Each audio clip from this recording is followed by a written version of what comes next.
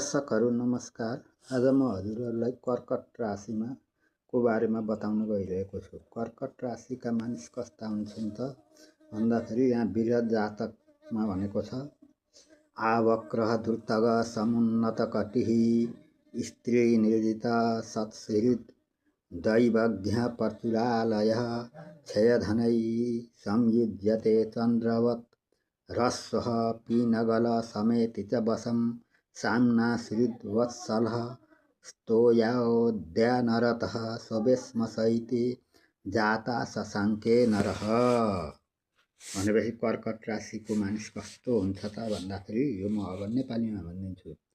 यदि चन्द्रमा कर्कट राशिमा छ भने त्यो मानिस कुटिल गतिबाट चल्नेवाला अर्थात् चाँडै हिँड्नेवाला पुष्ट शरीरवाला